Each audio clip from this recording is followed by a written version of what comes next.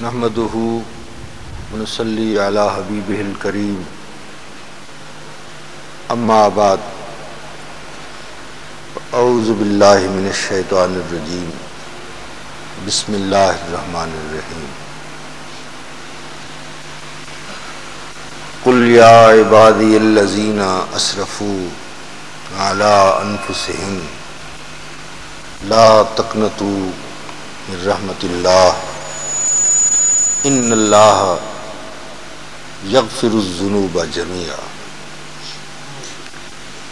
صدق اللہ مولانا العظیم وصدق رسولہ النبی الکریم الامین ونحن علی ذلک لمن الشاہدین والشاکرین والحمد للہ رب العالمین۔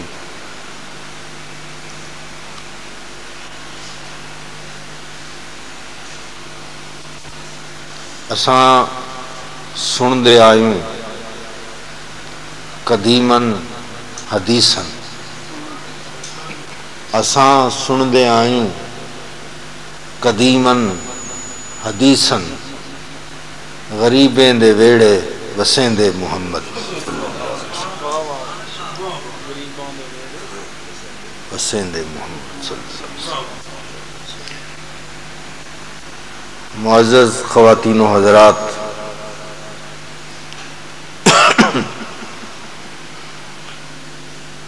ہمارا یہ سبق، یہ درس تصوف کے حوالے سے ہے، اور تصوف کی کائنات دل کی کائنات کی طرح مختصر بھی ہے اور وسیع بھی ہے۔ دل کا بھی یہی عالم ہے کہ یوں تو دو حرفوں سے بن جاتا ہے دل، یوں تو دو حرفوں سے بن جاتا ہے دل، لیکن اس میں دو جہاں کا راز ہے۔ اور تصوف بھی اسی طرح سے ہے کہ مختصر بھی ہے اور طویل بھی ہے۔ مختصر یوں کہ تصوف کی تعریف اگر آپ بالاختصار سمجھنا چاہیں تو دو چیزیں: نکوئی با خلق و صدق با حق، مخلوق خدا کے ساتھ نیکی کرنا۔ نیکی تو سب لوگ کرتے ہیں، لیکن صوفیاء کا نیکی کرنا کچھ اور ہے۔ کسی نے آپ کے ساتھ نیکی کی، آپ نے اس کے ساتھ نیکی کی، یہ تو کوئی کمال نہیں۔ صوفیاء جو نیکی کرتے ہیں اس کے ساتھ تو نیکی کرتے ہی ہیں جو نیکی کرتا ہے، جو برائی کرتا ہے اس کے ساتھ بھی نیکی کرتے ہیں۔ جب حکم یہی ہے نکوئی با خلق، تو خلق میں کوئی اچھائی کرے تو اس کے ساتھ بھی نیکی کرو، کوئی اچھائی نہ کرے تو اس کے ساتھ بھی نیکی کرو۔ وصدق با حق، اور اللہ تعالیٰ کے ساتھ سچ بولنا۔ ہم جو عبادات کرتے ہیں ہم اس پہ غور کریں کہ یہ جو ہم نماز پڑھ رہے ہیں، جو عبادات کر رہے ہیں، کیا اس میں ہم اس کے ساتھ سچ بول رہے ہیں؟ مخلوق کے ساتھ تو سچ بولنا آسان ہے کہ آپ نے نماز پڑھ لی اور پھر آپ کہیں کہ ہاں میں نے نماز پڑھی ہے، لیکن اس کے ساتھ سچ بولنا، آپ نے جو نماز پڑھی ہے وہ کس نیت سے پڑھی ہے؟ دار و مدار سچ کا اس بات پر ہوگا۔ تو اسی لیے تصوف کی تعریف پہ جب آپ غور کریں گے تو اتنی طویل ہوگی کہ ہر روز اگر اس کی تعریف پہ آپ غور کریں تو نئی سے نئی تعریف آپ کے سامنے آئے گی۔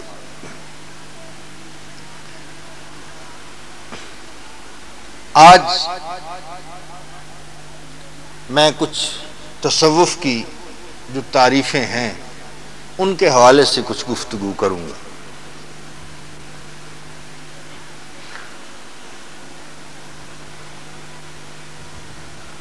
حضرت ابو عمرو فرماتے ہیں کہ لیس التصوف رؤیت الکون بعین النقص، یہ کون ہے جو کائنات ہے، اس کو نقص کی نظر سے دیکھنا تصوف نہیں۔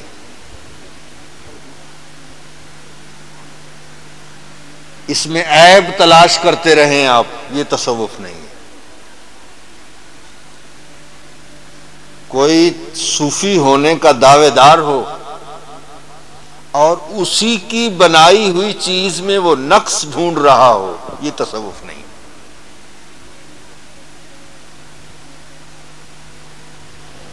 آپ نے یہ واقعہ سنا ہوگا کہ حضرت موسیٰ علیہ السلام نے جب چھپکلی کو دیکھا تو اللہ تعالیٰ کی بارگاہ میں عرض کی کہ یا اللہ اس کے بنانے کی کیا ضرورت تھی؟ تو اللہ تعالیٰ نے فرمایا اے موسیٰ ابھی چھپکلی مجھ سے یہی سوال کر رہی تھی کہ موسیٰ کے بنانے کی کیا ضرورت تھی۔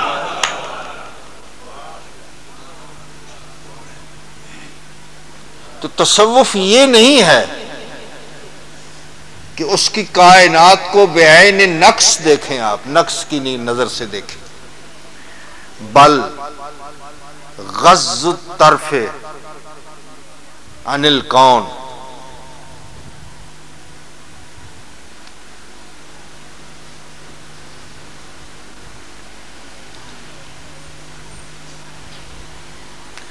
بلکہ تصوف کیا ہے؟ آنکھ بند کر لینا ہے۔ کہیں کوئی چیز نظر آئے تو آنکھ بند کر لینا۔ کیوں؟ اس لیے کہ محبت کی یہ علامت ہے۔ حب الشیء یومی و یسم، کسی چیز کے ساتھ اگر آپ کی محبت ہے تو وہ محبت اندھا بھی کر دیتی ہے، بہرا بھی کر دیتی ہے۔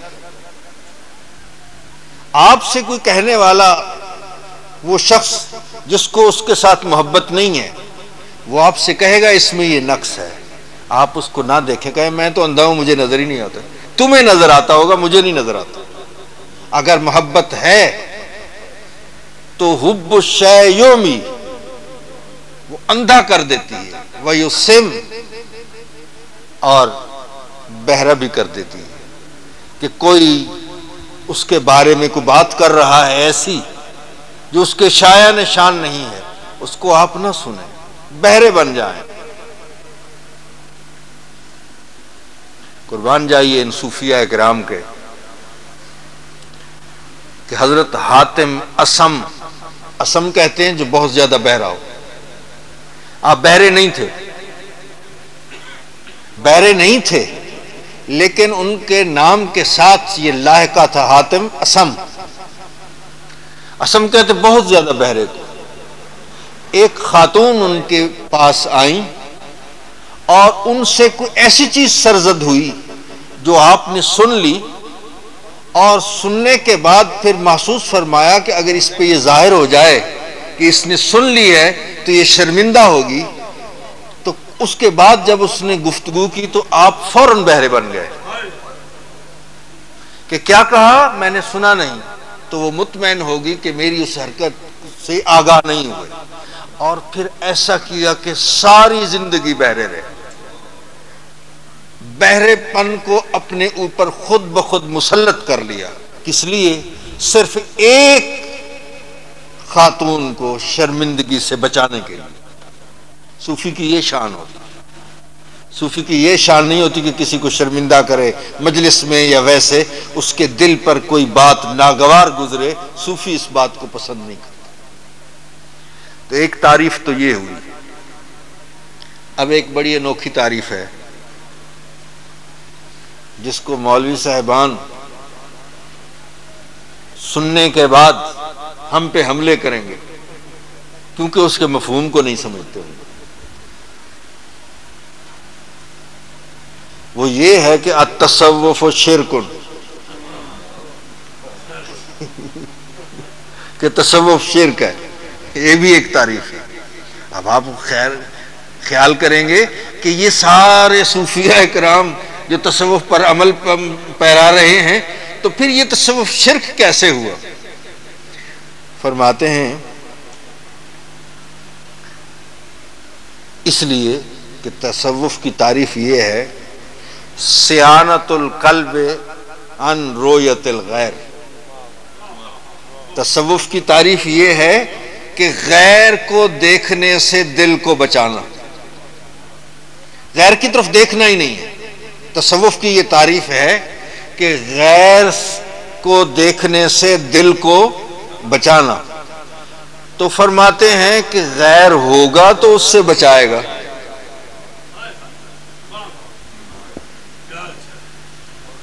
یہ بھی تصوف کے اندر تعریف ہے کہ غیر کو دیکھنے سے دل کو بچانے کا نام تصوف ہے. تو پھر غیر مان لیا نا، تو یہ شرک ہے. اب اس کی وضاحت تو بہت زیادہ ہے. حضرت حضور غوث پاک کے شیخ کریم حضرت شیخ ابو سعید ابو الخیر فرماتے ہیں، یہی نقطہ اٹھاتے ہیں کہ جب آپ نفی کرتے ہو لا الہ، یہ نفی ہے، تو غیر تو ہے نہیں، نفی کس کی کرتے ہو؟ جب وحدت الوجود کو مانتے ہو تو وہاں تو غیر ہے نہیں، پھر نفی کس کی کرتے ہو؟ وہ فرماتے ہیں کہ غیر کی کسی کی نفی نہیں ہے. نفی کس چیز کی ہے؟ وہم انانیت. تجھے وہم ہو گیا ہے کہ میں ہوں، اسی چیز کی نفی ہے. اور کسی غیر کا وجود نہ ہے، نہ غیر حق کا وجود جب تھا، نہ غیر حق کا وجود اب ہے. صرف ایک وہم ہو گیا ہے تجھے کہ میں بھی ہوں. اس وہم کو اٹھانے کا نام ہے لا الہ. یہ وہم انانیت کو اٹھا دینے کا نام ہے نفی. یہ جب اٹھ جاتا ہے وہم انانیت تو پھر الا اللہ ثابت ہو جاتا ہے.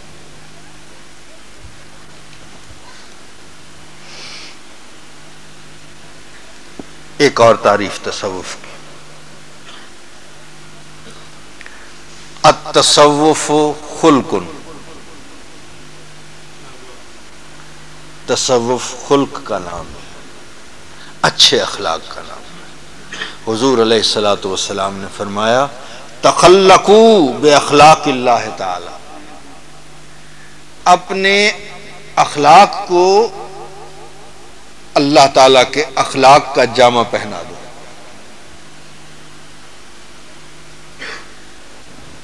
کہ وہ کروڑ ارب لوگوں کو روزانہ معاف فرماتا ہے. کروڑ لوگوں کی، اربوں لوگوں کی پردہ پوشی فرماتا ہے. وہ ماننے والوں کو بھی کھلاتا ہے، نہ ماننے والوں کو بھی کھلاتا ہے. جب آپ نے اس کے لیے کھلانا ہے تو پھر اس کھانے والے کو کیوں دیکھتے ہو کون ہے؟ اس کے لیے تو آپ نے نہیں کھلانا، اس کے لیے کھلانا ہے نا. جب شادی ہوتی ہے، بارات میں دولہے کے ساتھ جو لوگ آتے ہیں، آپ سب کو تو نہیں جانتے، اپنے بھی ہوتے ہیں، بیگانے بھی ہوتے ہیں، سب کو کھلاتے ہو. کیوں؟ اس لیے کہ وہ زبان حال سے وہ جو میزبان ہے کہہ رہا ہوتا ہے کہ آنے والے مہمانوں، میں تمہیں جانتا ہوں یا نہیں جانتا، میرے اپنے ہو یا بیگانے ہو، میں تم سب کے لیے میں نے اپنی آنکھیں فرش راہ کی ہوئی ہیں، اس لیے کس کے لیے؟ اس ایک دولہا کے لیے.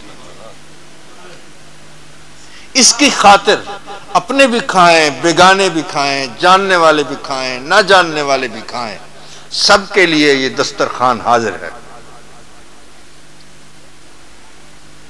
ان کو نہیں جانتے، جس کے لیے کھلا رہے ہو اس کو تو جانتے ہو.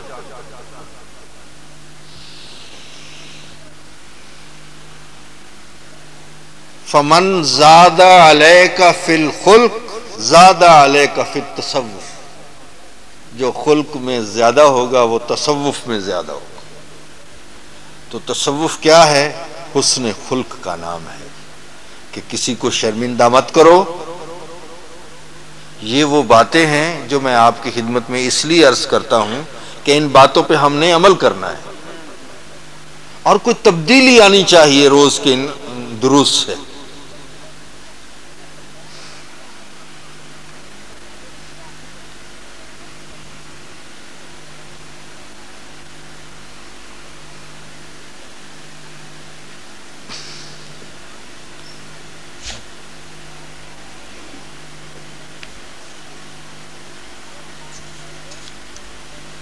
اور ایک اور صوفی کے بارے میں بات. الصوفی، صوفی کس کو کہتے ہیں؟ لا یسبق ہمتہ خطوتہ البتہ. صوفی کون ہوتا ہے؟ کہ اس کی جو ہمت ہوتی ہے نا، اس کی قوت صوفیانہ، اس کے قدم اس کی ہمت سے آگے نہیں بڑھتے. اس کے قدم اس کی ہمت سے آگے نہیں بڑھتے. یعنی وہ صوفی جو ہوتا ہے اس میں تو اچھی عادات ہوتی ہیں نا، اس کے اندر، اس کے باطن میں، اس کی ہمت میں اچھائیاں ہوتی ہیں، اور قدم ان اچھائیوں سے ہٹ کر چلنا شروع کر دے، ایسا نہیں ہوتا. صوفی وہ ہوتا ہے کہ اس کے اندر کے مطابق اس کے قدم چلتے ہیں. اس کے اندر جو بات ہوتی ہے قدم اس کے تابع ہوتے ہیں. ایسا نہیں ہے کہ وہ اندر وہ صوفی ہو اور قدم اس کے دوسرے راستے پر چل رہے ہو، ایسا نہیں ہوتا.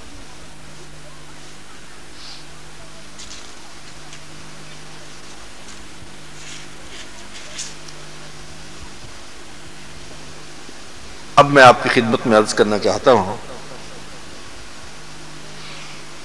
حضرت جنید بغدادی رحمۃ اللہ علیہ فرماتے ہیں،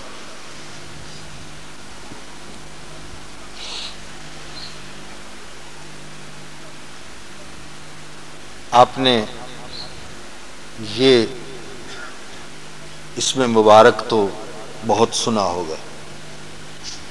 میں ضمناً ایک بات عرض کر دیتا ہوں کہ ان کو جو قدرت نے مقام عطا فرمایا، یہ کون تھے؟ ایک پہلوان تھے اور بڑے کمال کے پہلوان تھے. ان کے مقابلے کا کوئی پہلوان نہیں تھا. عباسی خلیفہ نے ان کے لیے الگ تخت بچھایا ہوا تھا، اس پر یہ بیٹھتے تھے. اعلان کر دیا بادشاہ وقت نے کہ اگر میرے اس پہلوان کو کوئی شکست دے تو میں اس کو اتنا اتنا انعام دوں گا.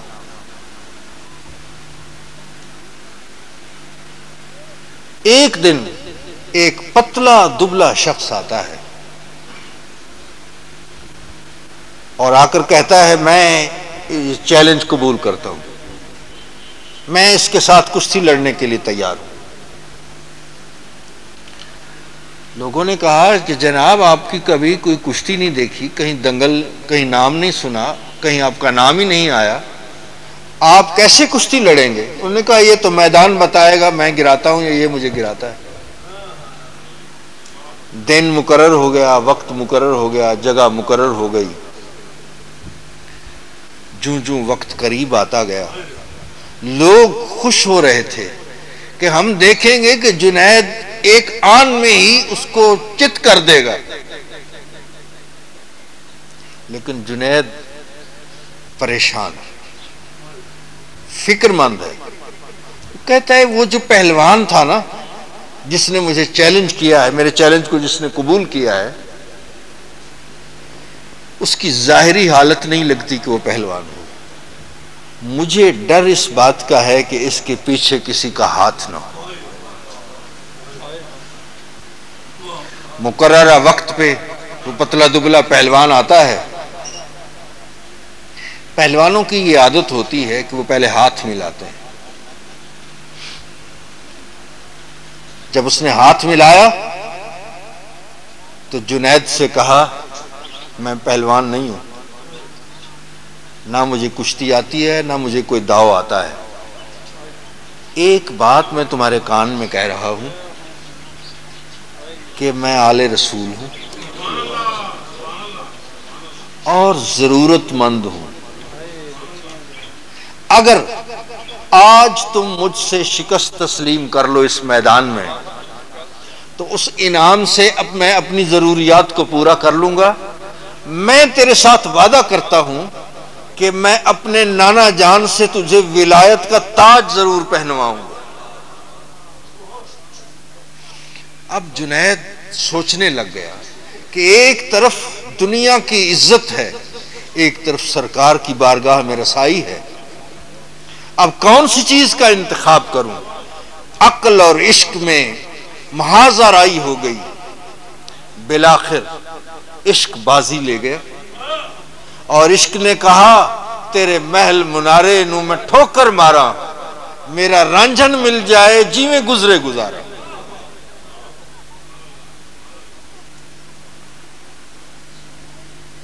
لوگ فیصلہ کر لیا کہ آج ہارنا ہے، ہارنے کا فیصلہ کر لیا. اس کو یہ پتہ چل گیا تھا کہ جیتن دا مل کوڈی ہارن دا مل ہیرا. میدان میں لوگوں کی حیرت کو حیرت ہو گئی کہ چند سیکنڈ میں جنید نیچے ہے، وہ پتلا دبلا پہلوان اوپر بیٹھا ہوا ہے. آپ جانتے ہیں کہ ایسی کیفیت میں جیتنے والے کو لوگ اٹھا لیتے ہیں اور ہارنے والے کو کوئی نہیں پوچھتا، اور جس کو کوئی نہیں پوچھتا اس کو سرکار پوچھتا.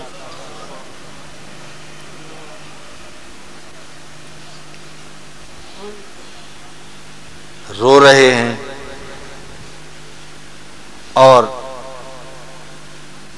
ہوا کے ہاتھ پیغام دے رہے ہیں. کیا کہ ان نلت یاری حسبا یومن الى ارض الحرم بلغ سلامی روزتن فیہ النبی المحترم. کہ میرا سلام حضور کی بارگاہ میں عرض کرنا کہ میری یہ خدمت قبول ہو جائے. آنکھ لگ جاتی ہے. وہیں پڑے ہوئے ہیں. کسی نے پوچھا جنید تم تو اتنے بڑے پہلوان تھے، یہ کیا ہوا تمہیں؟ آج کیسے ہار گئے ہو؟ تم ہارنے والے تو نہیں تھے. جنید نے زبان حال سے کہا میں ہارنے والا نہیں تھا، لیکن اساں تو عشق آ جیتی ہے بازی اوندا جیتن اساڈی ہار واہ. عقل نہیں جیت سکتا، عشق نے بازی جیتی ہے.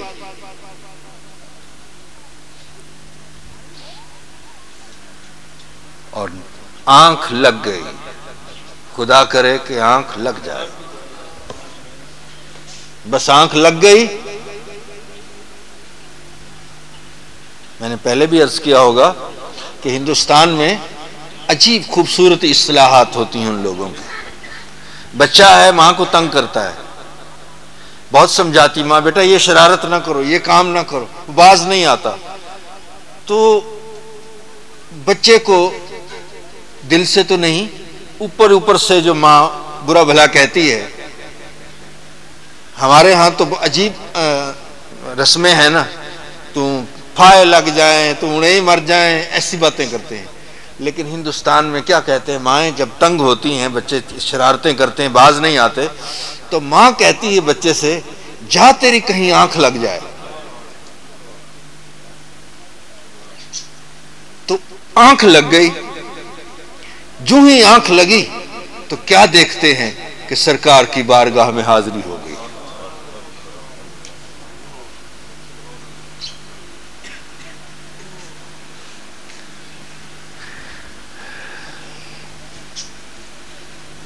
اور حضور کی خدمت میں وہ حضور کے نواسے عرض کرتے ہیں، نانا جان اس شخص نے میری عزت کی ہے، آپ ان کو ولایت کا تاج پہنائیں۔ حضور علیہ الصلوۃ والسلام نے اپنے دستے مبارک سے ولایت کا تاج پہنایا اور سید الطائفہ کا خطاب عطا فرمایا۔ جائے کہ زاہداں بہزار اربعین رسند، زاہد لوگ جہاں ہزاروں چلے کاٹ کر پہنچتے ہیں جس مقام پر، مست شراب عشق بیک آہ می رسد، جو شراب عشق سے مست ہو جائے وہ ایک آہ بھرتا ہے اور اسی مقام پہ پہنچ جاتا ہے۔ ہم لوگ جو اس مقام تک نہیں پہنچتے، ہم نے اپنی عزت نفس کو محفوظ رکھا ہوا ہے، اپنی عزت اور وقار کو نہیں۔ کچھ بننے کے لیے، جس طرح میں نے پہلے بھی عرض کیا تھا کہ ایک شکل اگر بنی ہوئی ہے، آپ اس کی دوسری شکل اگر بنانا چاہتے ہیں تو اس کے لیے تو یہ ہوگا، اس کو پہلے توڑیں گے تو دوسری شکل بنے گی نا۔ آپ کہیں یہ شکل اسی طرح رہے اور کچھ اور بن جائے تو یہ تو نہیں ہوتا۔ اپنی جب تک توڑ پھوڑ نہ کی جائے اس وقت تک کوئی دوسری شکل نہیں بنتی۔ تو حضرت جنید بغدادی رحمت اللہ علیہ، ان نلت یاری حسبا یومن الی ارض الحرم، اے باد صبا اگر تیرا گزر ہو جائے یومن الی ارض الحرم، حرم شریف کی زمین پر، تو بلغ سلامی روضۃ فیہا النبی المحترم، اس روضہ پاک پر میرا سلام پہنچا دینا جس میں حضور نبی اکرم صلی اللہ علیہ وسلم تشریف فرما ہے۔ تو آپ تصوف کے بارے میں فرماتے ہیں، آپ فرماتے ہیں 8 خصلتوں پر مشتمل ہے۔ تصوف کی بنیاد 8 خصلتوں پر، 8 چیزیں۔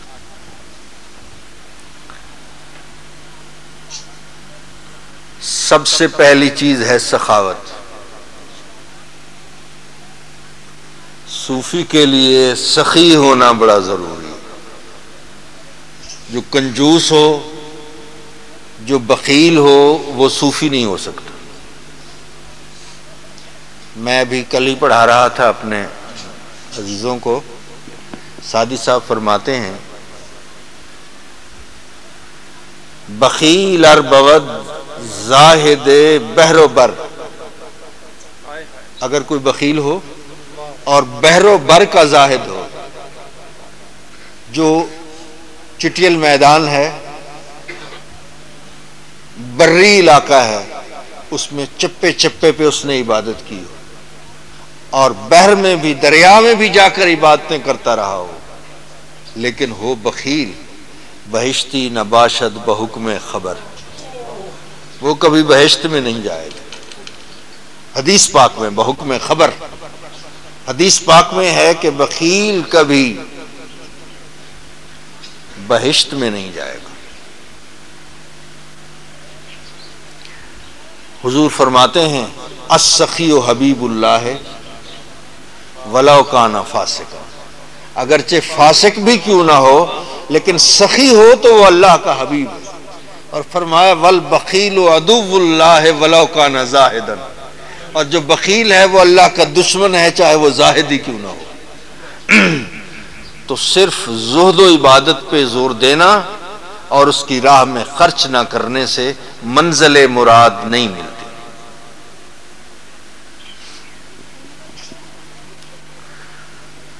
اور دوسری ہے رضا۔ صوفی کے لیے یہ ہے کہ اس کی رضا پہ راضی۔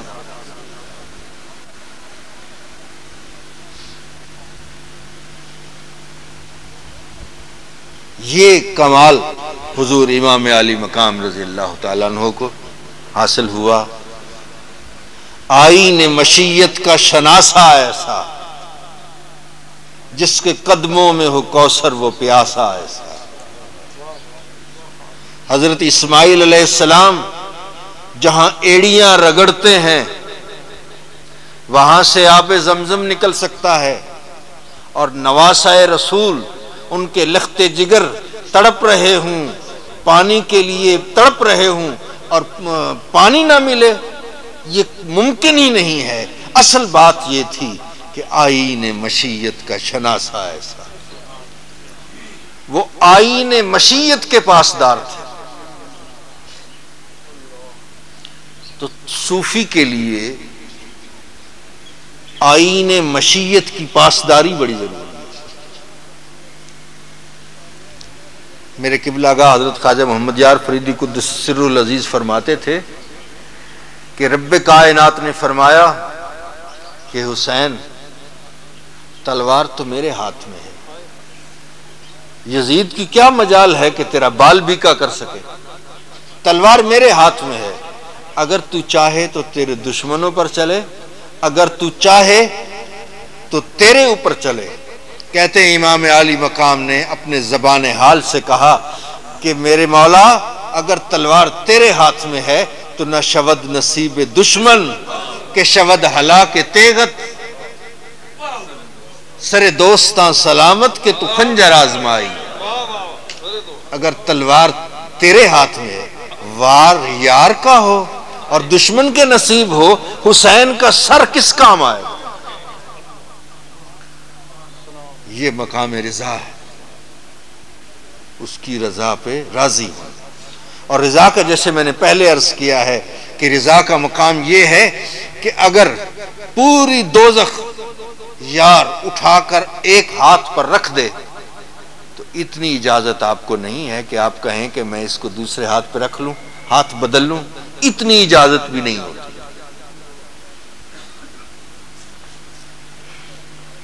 اور صبر، تیسری چیز ہے صبر. یہ سب چیزیں ہوں تو پھر صوفی بنتا ہے، ایسے نہیں بن جاتے صوفی. صبر، یہ حضرت سیدنا بلال رضی اللہ تعالیٰ عنہ سے پوچھے کہ تپتی ہوئی ریت پر لٹایا جاتا ہے، طرح طرح کی اذیتیں دی جاتی ہیں کہ یہ کلمہ چھوڑ دو. انہوں نے کہا جان تو نکل سکتی ہے، یہ کلمہ بلال کے لب سے نہ نکلے، چھوڑ دیا جائے، یہ کبھی ممکن نہیں.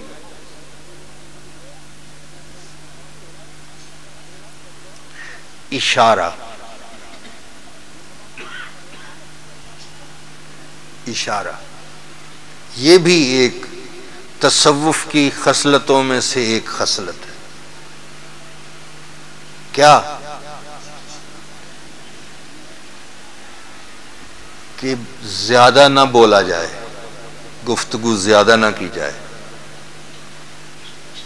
جو کام اشارے کے ساتھ ہو سکے وہ صرف اشارہ کیا جائے.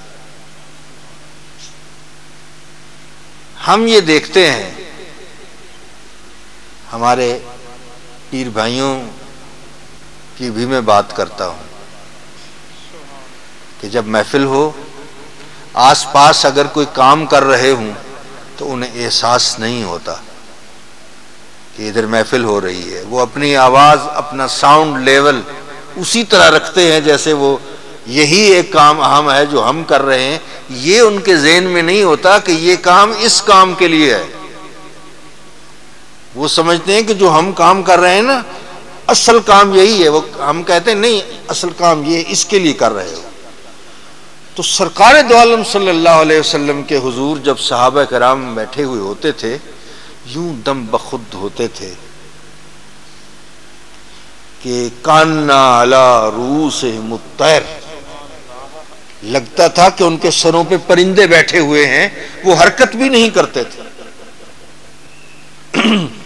تو شیخ کی خدمت میں بھی یہ چیزیں ضروری ہیں کہ آپ کو چلتے پھرتے کام کرتے ہوئے گفتگو کرتے ہوئے ٹیلی فون سنتے ہوئے اس بات کا خیال ہونا چاہیے کہ آداب محافل کیا ہیں، آپ کتنا اونچا بول سکتے ہیں، ضروری جو بات جو جس کے بغیر گزارا نہ ہو اتنی بات کی جائے، اور اپنی توجہ آپس میں باتیں کرنے کی بجائے اس طرف دھیان ہونا چاہیے کہ وہ جو بات ہو رہی ہے ہمیں وہ سننی چاہیے، اور بجائے خود بات کرنے کے، بجائے اپنی رائے دینے کے اور اپنے مشورے کو بہتر سمجھنے کے لیے اور اپنے آپ کو دانش مند ثابت کرنے کے لیے اپنے آپ کو وہاں یوں سمجھیں میں کچھ نہیں جانتا۔ یہ بات بڑی ضروری ہے۔ یہ گلاس جو آپ کے پاس موجود ہے اگر یہ بالکل بھرا ہوا ہو اس میں کچھ اور آ سکتا ہے؟ نہیں، اس کو خالی کر کے لے کے آئیں گے تو اس میں سے کچھ ڈالا جائے گا۔ آپ پہلے ہی بھرے ہوئے ہیں، سمجھتے ہیں میں عقل و دانش کی بلندیوں پر ہوں، ساری سمجھ مجھے حاصل ہے، دین کی بھی مجھے سمجھ حاصل ہے، دنیا کی بھی مجھے سمجھ حاصل ہے، تو پھر کوئی لینے کیا آئے گا؟ اس کے لیے تو یہی ہے کہ اپنے آپ کو یوں سمجھو کہ مجھے کچھ پتہ نہیں ہے، تو پھر کچھ حاصل ہوتا ہے۔ تو اشارہ یہ بھی ایک پوری کائنات ہے۔ اشاروں سے کیسے بات ہوتی ہے؟ جیسے میں نے بہت دفعہ یہ واقعہ سنا چکا ہوں، کیونکہ یہ موضوع سے اس کا لنک ہے تو میں آپ کی خدمت میں عرض کرتا ہوں کہ یہ حضرات صوفیہ کرام اشارے سے کیسے بات کرتے ہیں۔ حضور حضرت خواجہ غلام فرید قدس سر العزیز کے لخت جگر حضرت خواجہ محمد بخش نازک کریم قدس سر العزیز، ایک آدمی آپ کا مرید تھا، اس کے ایک خاتون کے ساتھ کچھ تعلقات تھے، وہ بھی آپ سے بیعت تھی، تو ان کے آپس میں کہیں کوئی بات چیت نہیں ہو سکتی تھی، تو انہوں نے سوچا کہ شیخ کے آستانے پہ چلتے ہیں، تو اندر کام کرنا میں باہر رہوں گا تو کبھی کبھی ملاقات تو ہو جایا کرے گی۔ اسی پروگرام سے دونوں وہاں چلے گئے۔ وہاں جب گئے تو لنگر روزانہ مل جاتا تھا، 2 روپے بھی اس کو مل جاتے تھے اس دور میں۔ عصر کے وقت جب آپ بیٹھے ہوتے وظیفہ پڑھتے تھے تو آپ گفتگو نہیں فرماتے تھے، اشارے سے بات کرتے تھے، تو اس وقت وہ بھی آپ کے سامنے بیٹھ جاتا تھا، کیونکہ شیخ کو دیکھنا بھی عبادت ہے، اصل عبادت دیکھنا ہے۔ کوئی غوث کتب ولی اس صحابی کے مقام کو نہیں پا سکتا جس نے ایک لمحے کے لیے سرکار کی زیارت کی، تو یہ کون سی عبادت اس نے کی؟ دیکھنے والی عبادت کی۔ تو وہ دیکھتے رہتے تھے، وہ آدمی دیکھتا رہتا تھا آپ کو، آپ وظیفہ پڑھ رہے ہوتے تھے۔ وہ کہتا ہے اسی دوران ہی میرے دل میں ایک خیال آیا کہ لنگر تو سب کے لیے ہوتا ہے، مجھے بھی مل جاتا ہے، یہ 2 روپے مجھے کس لیے دیے جاتے ہیں؟ میں کوئی محنت مزدوری تو کرتا نہیں، یہ 2 روپے مجھے کیوں ملتے ہیں؟ یہ سوال آیا ذہن میں، اور پھر وہ کہتا ہے ساتھ ہی میرے ذہن میں جواب بھی آ گیا کہ شاید آپ سمجھتے ہوں گے کہ یہ نامراد اگر کہیں گھر میں ہوتا تو محنت مزدوری کرتا، 2 روپے کما لیتا، کہیں اس کو یہ احساس نہ ہو کہ یہاں میرا وقت ضائع ہو رہا ہے، شاید آپ اس لیے مجھے 2 روپے روزانہ دے دیتے ہوں گے۔ وہ کہتا ہے جب میں نے یہ خیال کیا تو آپ نے وظیفہ پڑھتے ہوئے فرمایا بات نہیں کی کوئی، فرمایا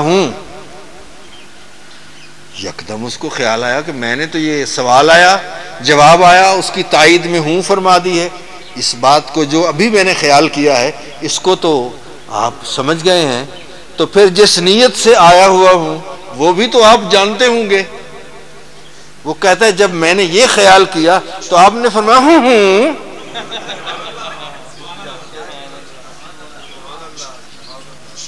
بات کوئی نہیں کی، فرمایا بس، کہتا ہے اتنا بات تھی، پھر نہ مجھے اس کا پتا تھا، خبر تحیر عشق سن نہ جنوں رہا نہ پری رہی، نہ وہ کہتا ہے پھر نہ مجھے اس کا کوئی خیال تھا نہ اس سے میرا خیال تھا۔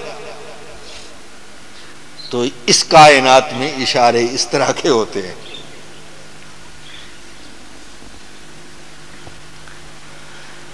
دوسری ہے غربت۔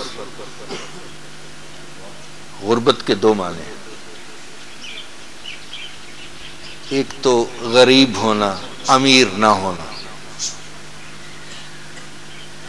کیوں؟ صوفی جو ہوتا ہے نا، دنیا دور دارت، وہ دنیا کو دور رکھتا ہے۔ اور ایک ہے غریب الوطنی،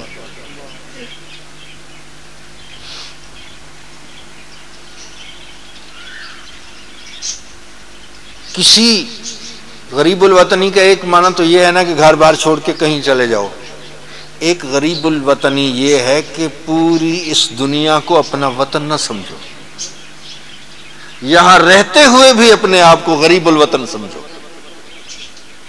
کہ یہاں تو میں رہنے کے لیے نہیں آیا، بازار سے گزرا ہوں، خریدار نہیں ہوں، جب یہاں سے صرف گزر کرنا ہے، خدا کرے کہ ہم صحیح سلامت یہاں سے گزر جائیں۔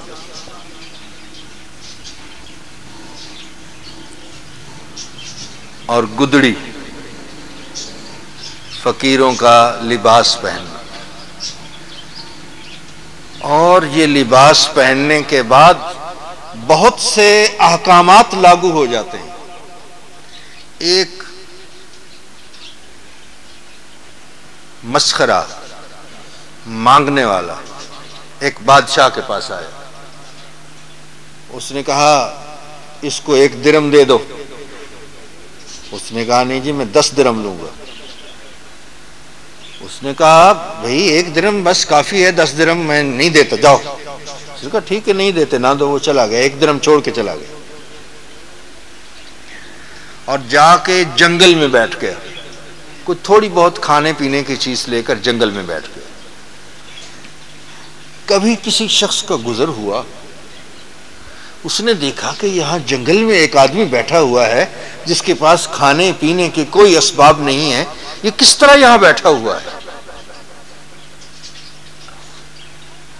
تو اس نے جا کے شہر میں بات کی کہ یار آج حیرت ہوئی ہے مجھے، جنگل میں دیکھ کے آیا ہوں، اس راستے سے گزرا ہوں، وہاں ایک درویش بیٹھا ہوا ہے اور کوئی اسباب نہیں ہے، خدا پہ توکل کر کے بیٹھا ہوا ہے، اللہ اس کو وہاں پتہ نہیں کیسے روزی دے رہا ہے۔ لوگ جس نے سنا اس نے کہا ہم جائیں دیکھ کر آئیں۔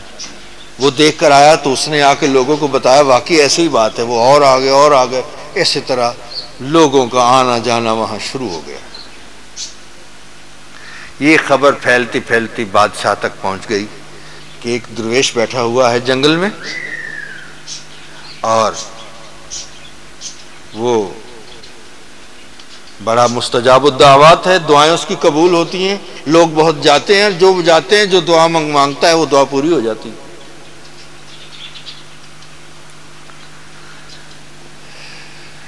بادشاہ نے کہا اس کو بلاؤ میرے پاس۔ اس نے کہا ہم نہیں جاتے کسی بادشاہوں کے پاس۔ بادشاہ نے کہا اچھا ایسا آدمی ہے تو پھر میں خود جاتا ہوں اس کے پاس۔ بادشاہ بڑے اہتمام کے ساتھ کچھ تھیلیاں، روپے پیسے کی، دراہم و دینار کی تھیلیاں ساتھ لے کر آیا نظر کرنے کے لیے۔ وہ جب آ کے ملا تو اس نے کہا یہ آپ کی نظر ہے۔ انہوں نے کہا فقیر کو ان چیزوں کی ضرورت نہیں، یہ لے جاؤ۔ وہ بڑا خوش ہوا، اس نے کہا کہ اچھا آپ میں خود آیا ہوں دعوت کرنے کے لیے، آپ میری دعوت کو قبول کریں۔ تو اس نے دعوت قبول کی، وہاں پہنچا، جب وہاں بٹھایا تو اس نے اپنے وہ گودڑی وغیرہ اتاری جو پہنی ہوئی تھی فقیروں کی۔ اتارنے کے بعد اس نے کہا مجھے 10 درم دے دو۔ اس نے کہا جناب یہ کیا بات ہے، میں تو اتنی تھیلیاں پیش کر رہا تھا، آپ نے وہ قبول نہیں کی اور پھر یہ 10 درہم آپ کیسے مانگ رہے ہیں؟ اس نے کہا بات یہ تجھے بات یہ یاد ہوگی کہ میں ایک دفعہ تیرے پاس آیا تھا، میں نے تجھ سے کہا تھا مجھے 10 درہم دو، تو نے 1 دیا تھا، میں چھوڑ کے چلا گیا تھا، میں وہی شخص۔ اور میں نے یہ تہیہ کر لیا تھا کہ میں تم سے 10 درہم ضرور لوں گا، اس کے لیے چاہے مجھے کچھ بھی کرنا پڑے۔ اس نے کہا یہ بات تو ٹھیک ہے، لیکن یہ بتاؤ کہ میں اتنی تھیلیاں تمہیں دے رہا تھا، وہ تم نے کیوں نہیں قبول کی اور پھر 10 درہم مجھ سے مانگ لیے ہیں؟ اس نے کہا اس لیے کہ وہ جو لباس میں نے پہنا ہوا تھا نا، میں نے اس کے احترام میں یہ کام نہیں کیا کہ اس لباس کے ساتھ میں وہی کام کروں جو اس کے شایہ نشان ہو۔ اب جب 10 روپے میں نے تجھ سے مانگے ہیں تو وہ لباس اتار کر میں نے تجھ سے مانگا۔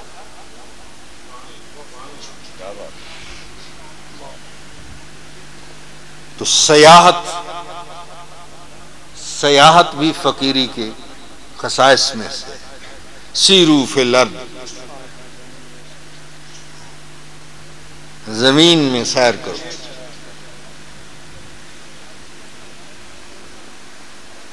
اسی لیے اللہ والے کہاں سے چلتے ہیں، کہاں سے آئے۔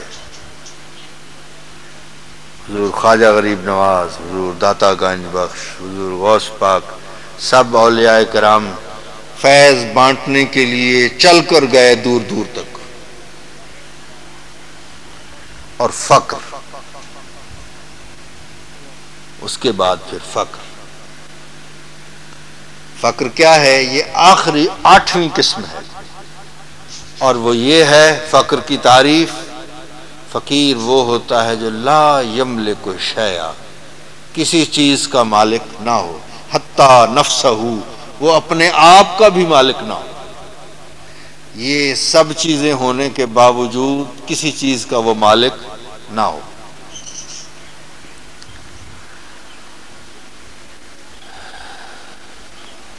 ضمناً ایک دو باتیں آپ کی خدمت میں عرض کرتا ہوں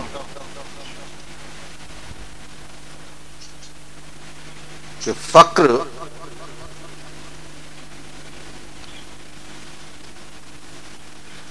اور سیاحت، حضرت عیسیٰ علیہ السلام نے بھی سیاحت فرمائی۔ مجرد زندگی گزاری، ایک پیالہ تھا آپ کے پاس، ایک کنگھی تھی حضرت عیسیٰ علیہ السلام کا، ایک پیالہ اور ایک کنگھی۔ اچانک آپ نے دیکھا کہ ایک شخص اپنے دونوں ہاتھوں کے ساتھ چلو کے ساتھ پانی پی رہا ہے، تو انہوں نے پیالہ بھی توڑ دیا۔ اس کے بغیر بھی اگر کام ہو سکتا ہے تو اس کو بھی چھوڑ دیا۔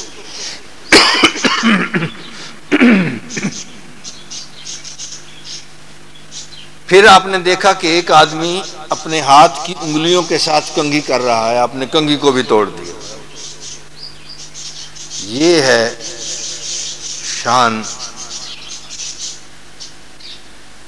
صوفیاء کی۔ اولیاء بھی صوفی ہوتے تھے، انبیاء بھی صوفی ہوتے تھے۔ اور جو فقر ہے سرکار دو عالم صلی اللہ علیہ وسلم کا،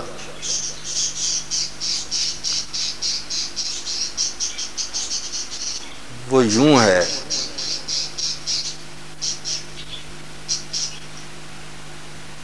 کہ اللہ تبارک و تعالی، حضرت یوسف علیہ السلام کی زبان میں لکنت تھی۔ میں آپ کے تفنن طبع کے لیے ایک شعر عرض کرتا ہوں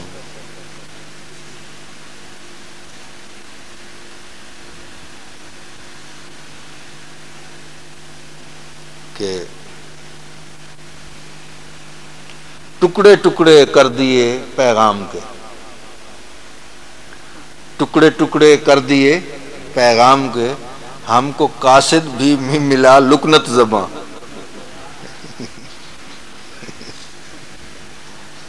ٹکڑے ٹکڑے کر دیے پیغام کے، ہم کو قاصد بھی ملا لکنت زباں۔ تو حضرت موسیٰ علیہ السلام تو اس ذات کا پیغام لے کر آئے تھے، پیغمبر تھے، لیکن لکنت تھی۔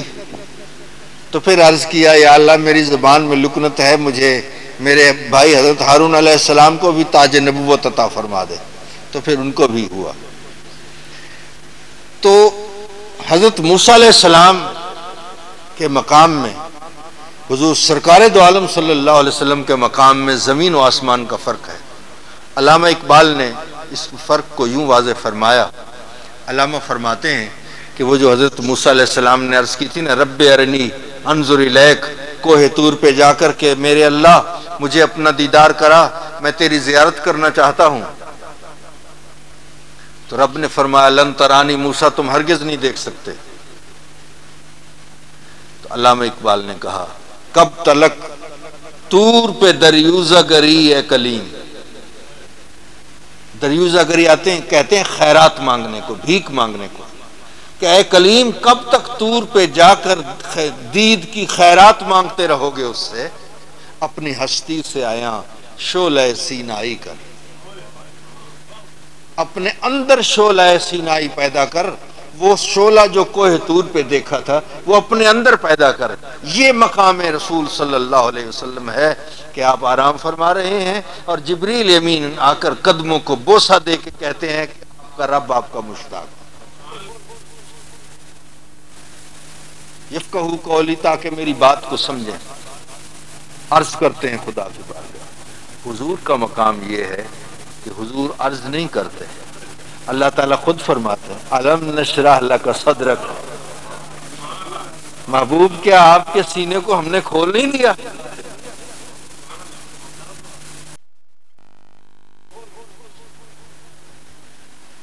یفقہوا قولی، تاکہ میری بات کو سمجھیں. عرض کرتے ہیں خدا کی بارگاہ. حضور کا مقام یہ ہے کہ حضور عرض نہیں کرتے. اللہ تعالیٰ خود فرماتے ہیں الم نشرح لک صدرک، محبوب کیا آپ کے سینے کو ہم نے کھول نہیں دیا؟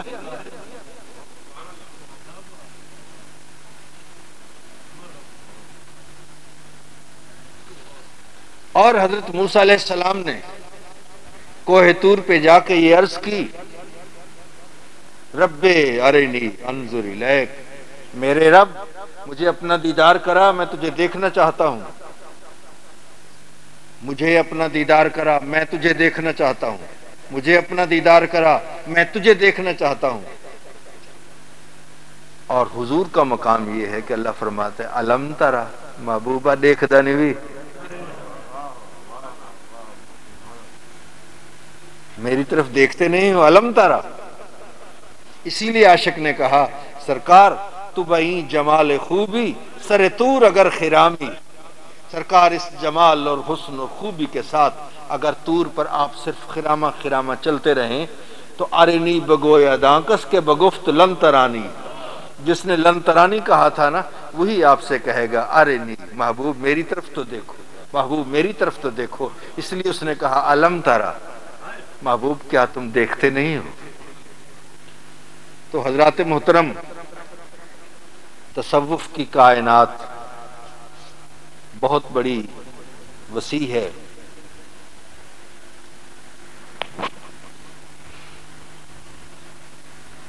ایک اور معنی میں آپ کی خدمت میں عرض کرتا ہوں.